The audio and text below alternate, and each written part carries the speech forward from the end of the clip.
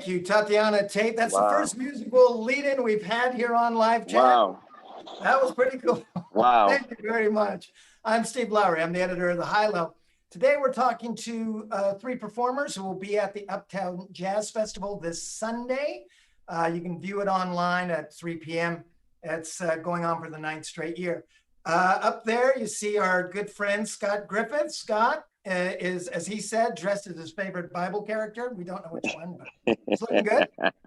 You just heard wonderful Tatiana Tate, part of the Tatiana Tate Quartet. That was a terrific lead-in. Thanks, Tatiana. Thank you for having me. And of course, Philosophy, who is a spoken word artist and poet. I saw him last when we did something with Councilman Rex Richardson at City Hall. That we had a beautiful kind of Black History Month presentation. Philosophy performed there and blew everybody away. It was very cool. Wow. Nice to have you, my man. You are very kind for saying that. Thank you so much. No, you're great. Thank you for that. All right, and of course, I should mention that Rex Richardson's office has a lot to do with the Jazz Festival surviving this year and going ahead. This, of course, is a tough year if you're a performer because you can't do anything live. So I'm going to start with you, Philosophy. What is it like this year? Because musicians will always tell me there's a huge difference between playing and performing. What's it been like for you? True.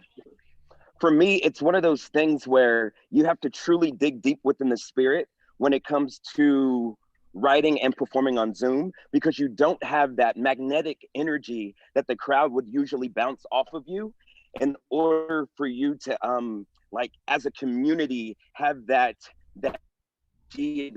bounce back, it's a feeling of like, once you've done a cartwheel, that magnitude of energy that's in you, that's the energy that you have when you throw it into the crowd. They throw it back to you. It's like crowd surfing. And now when you don't have that, it's quiet as like a pin dropping in the middle of the ocean. Like no one hears it. So you're grasping to what that feels like. Like where is the humanity when you're saying a poem through Zoom? Like it starts to feel like destitute, hollow a little bit. But then you realize as the artists, what we do this for is to give. So we're still able to give our gifts in the quiet where we don't know who's listening. But at that same time, you don't know how infinite your voice goes when it is on Zoom. Like you do a show, you look out into the crowd, okay, you're like, oh, there's 100 people here, there's 200. You do it over Zoom, it could be 300,000 people that are now touched by something you have said. So for me, it's actually like the duality of being. You know, it's like there's a portion of it that is just like, it's the gratitude of being able to share the art. And then there's the other portion that it's like, it anchors you down like with sadness that you can't be among the people. And Scott, that's a great, Boxcar 7 is very popular locally. I know when we've done our best of, you guys get unbelievable amounts of love. I can imagine as the singer, Scott in an email said, I'm just the singer. And I said, so was Marvin Gaye. And he said, I'm not Marvin Gaye. And I said, okay, I went a little far with that one. But anyways, what's it like? You guys really, I think, do depend on this connection you have with your audience, right? Oh, yeah, absolutely. The artist audience connection is a symbiotic relationship. And I really have to thank you for allowing me to follow the very eloquent philosophy, because my words are going to appear as stumble bumps flowing freely from my mouth after the wonderful, you know what I mean? It's a symbiotic relationship. I give and they give back. But I found that there's times when I'm in the moment, in the music, even in rehearsal, where my spirit is elevated. Music takes me to a place that I can't get to on my own. And like, as I said before, I'm just a singer. The beautiful Miss Tatiana can testify to being at a completely higher level because she can be in the moment for so much longer than I can. music takes me to a almost spiritual place where it's not quite within my being. I'm getting like the chicken bumps right now just talking about it. So that's there, but it's also I'm one of those people in this world that seek the approval of total strangers. That's how I wound up being a lead singer. It's a strange thing if you can't relate to it. I see these two beautiful people nodding their head, going, "Yeah, I know what you mean, man." I don't think they're I the don't only know. two that understand. Yeah. If you let me, I'll talk all afternoon about this. So I'm going to stop myself right now. Let's hold on. We'll pace ourselves here. Tatiana, you play jazz, and everyone knows that jazz, it has an improvisational aspect to it. And I imagine that improvisation many times depends on the audience you are playing to, that they become something that becomes incorporated in what you are doing. Is there a difference when you are playing, what that situation is like when there is a crowd and there is not a crowd? Well, to start off, first of all, I definitely think during quarantine, I benefited by having a lot of gigs and opportunities. I've performed with Janice White, jazz concertino, also with Fernando Polo, and I've been doing a lot of studio work. And overall, I feel like quarantine has challenged me positively as a musician. So when it comes to like improvisation and performing, I'm often thinking to myself, well, what can I do over this video that will catch the audience member's attention? Although there isn't a reaction from someone physically, I get reactions out of myself. So I definitely Yes. think that's the biggest thing that's been happening. Oh, I liked how I played. Oh, I like how I did that. Let me do it again. And honestly, I feel like it takes the fear aspect out of, well, someone might not approve, they might not like it because it's just me and a camera. So personally, I definitely feel like I have benefited from this experience. Can I ask each of you? Let's start with Scott this time. Obviously, you can't go out and play live or anything like that. So when people are tuning in Sunday to see what's going on, how have you and Boxcar 7 gone about presenting what you're going to do? Well, we went down to the studio and we shot some live songs, and we had the best time that we could have. And I tried to light up the room because I tell you what, in that moment, I was absolutely lit up. I was having the most fun that I can have as a human being on this planet in that moment. I'm grateful for the opportunity. Seeing is that we're a very large band. We haven't done any shows as a group since the 1st of March. Right. So, Have you the guys been venues getting that together, Scott? Have you guys been getting together though?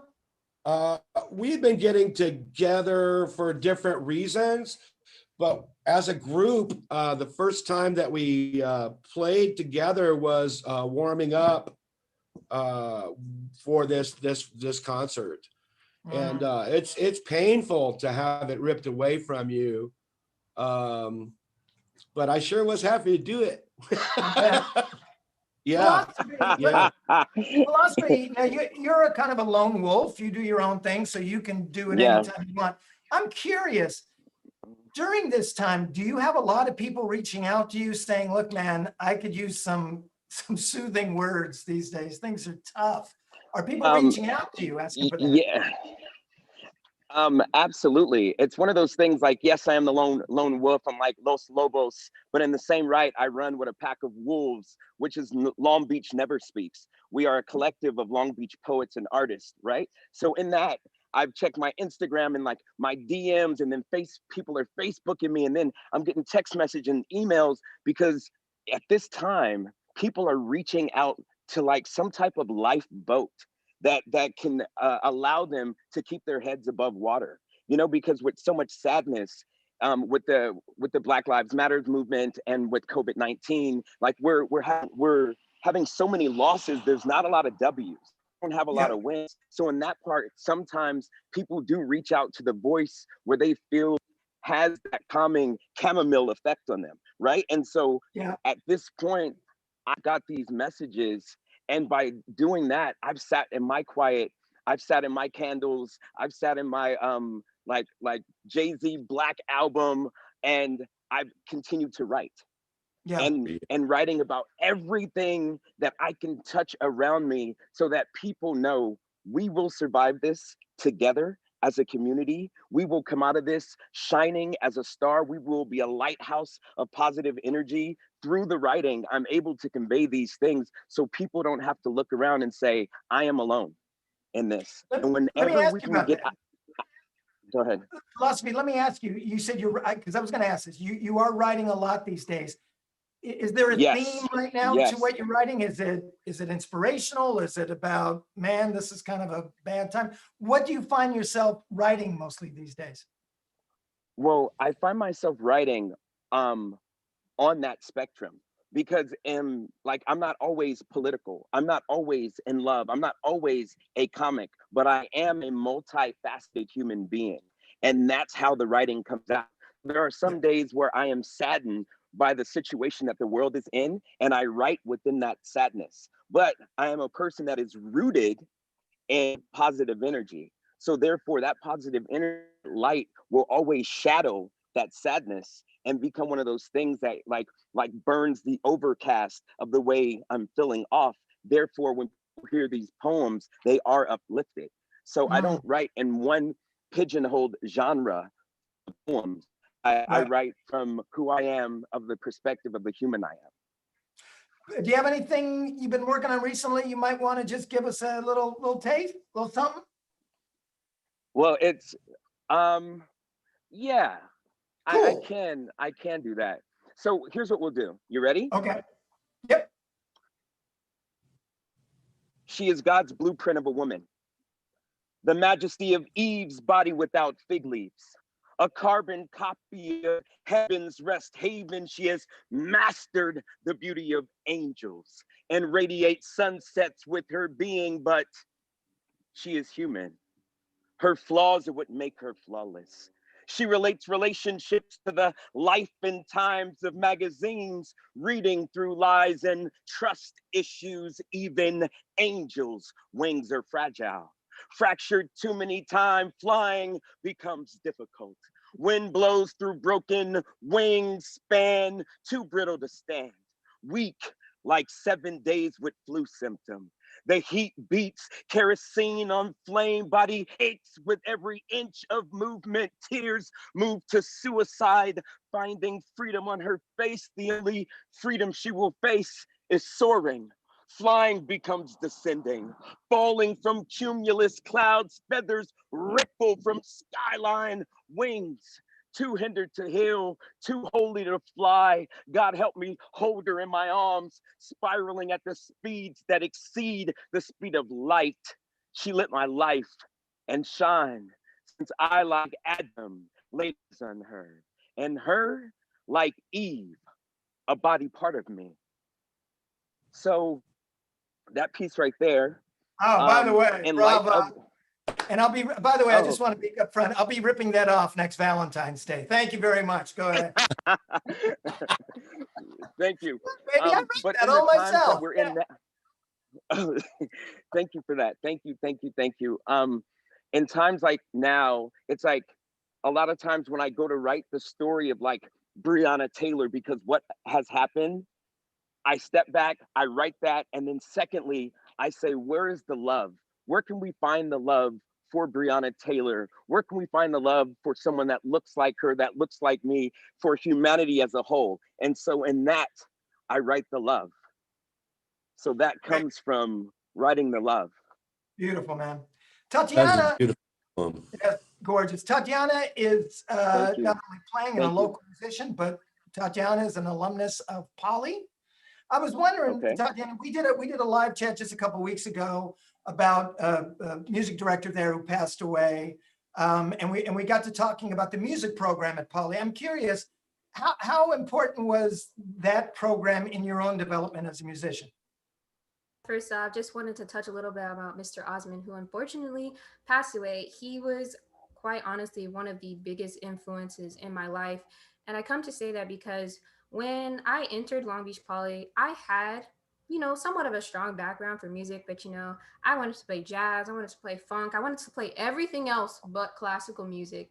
But he honestly showed me the importance of a strong foundation. He really challenged me to be the musician that I am today. My senior year, because of him, I had my first concerto senior solo. And in high school terms, that's like the big times. That's the Yeah. biggest achievement as a Mhm. classical musician you could get at school, is to be selected to perform a senior solo.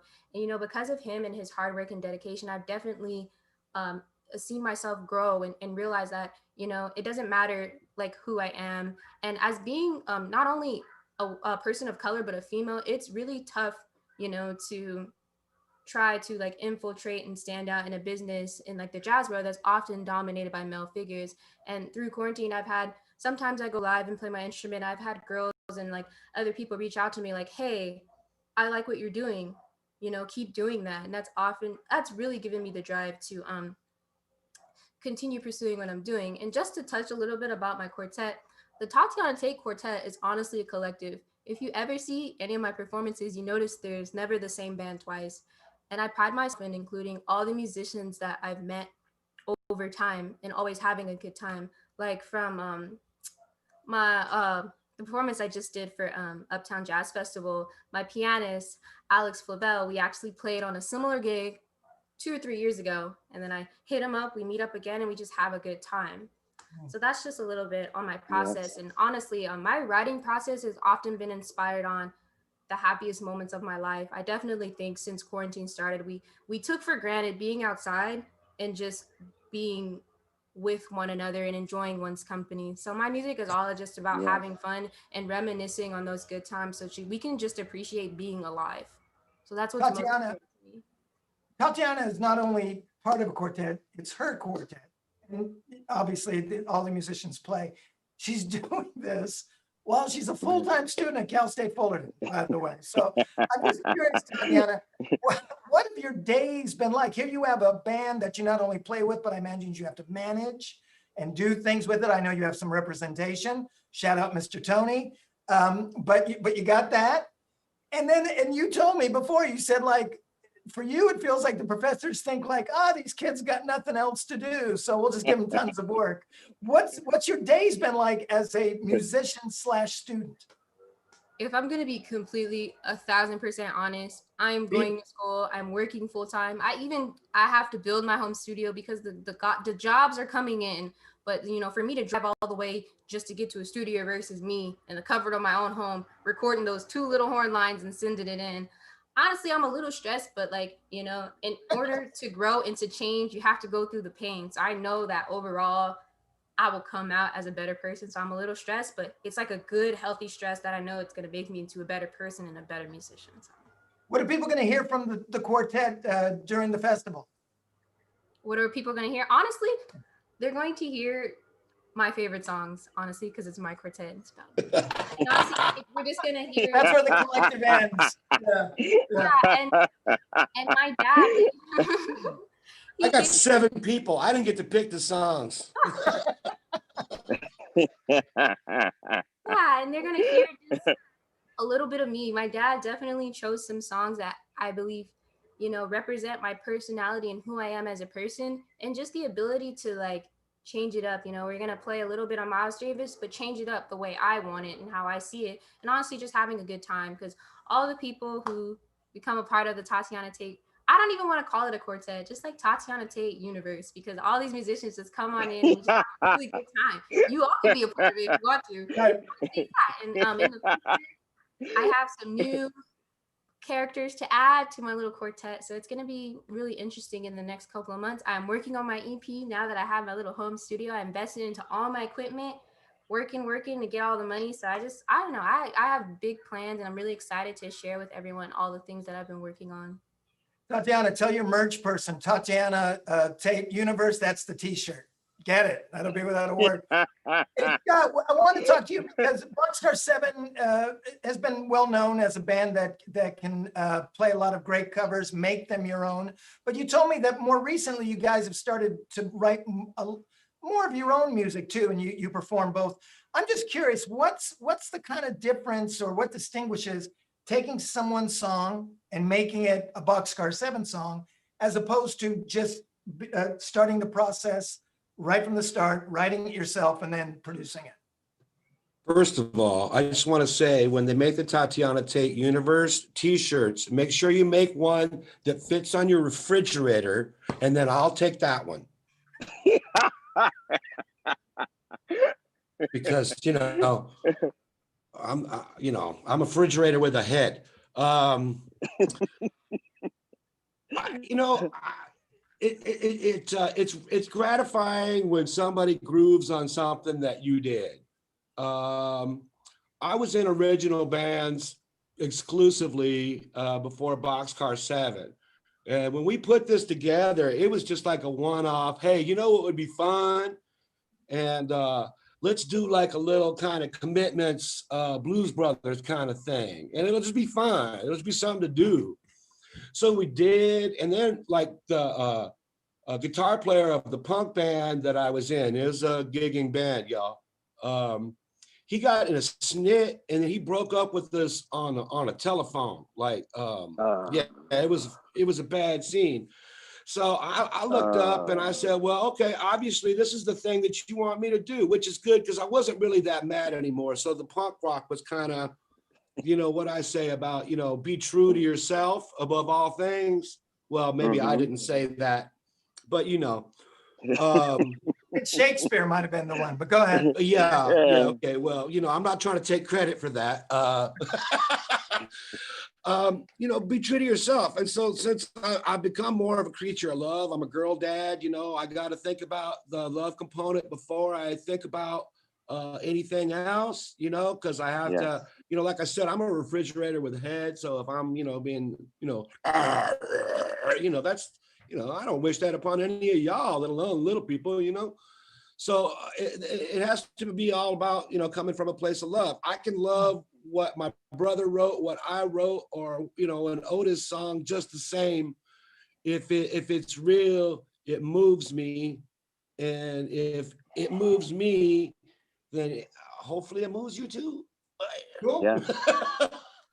Hey, I want Did I to answer that question? You answered that question. Hey, listen, we're already at an end here. This has been awesome. I just want to point out that on Sunday, the festival begins at 3. You can actually go to North Long Beach, and a lot of the restaurants are participating in this. They'll give you 10% off. You can get takeout. I guess you can get delivery and all that kind of stuff. So get some food, help out the restaurant, sit, watch Philosophy, watch Boxcar 7, watch Tatiana. It'll be a great day. I want to thank Scott. I want to thank Philosophy. I want to thank Tatiana. Tatiana, can I ask you to play us out the way you played us in? I ask a lot. Please. Can you? Sure, why not? All right, why not? Hey, thanks everybody. See you tomorrow. Tatiana, it's all yours. See y'all Sunday. Peace out. Stay safe. Love you, Long Beach.